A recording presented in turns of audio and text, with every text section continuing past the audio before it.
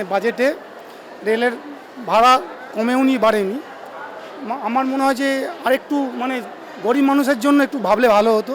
Railway के condition আছে कोई एक दिन तक रिफॉर्म হবে না, রিফর্ম এক দিন তো হবে না, কিন্তু যে भी বাজেট দিয়েছে ভালো দিয়েছে, আমি অল্প শুনেছি।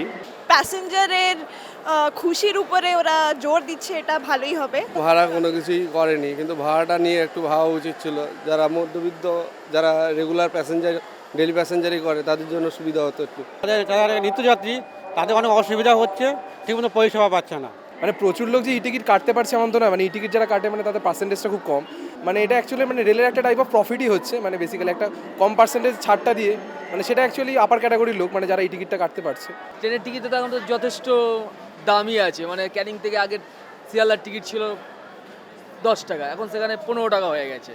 ঠিক আছে, যার দামটা তো যথেষ্ট বেশিই আছে, আর না বাড়ানোই ঠিক আছে। সুরক্ষা বলতে আমরা চাই যেটা প্রথমত যে রেগুলার নিয়ম মতন ট্রেনটা যাতে চলে।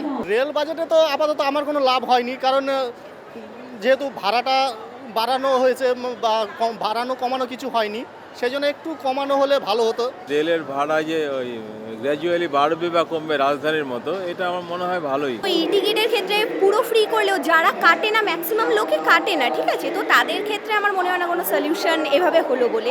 যতটুকু শুনলাম তাতে আমার কাছে ঠিকঠাকই আছে। এই বাজেট অন্তত আমাকে কিছু এখনো দেয়নি।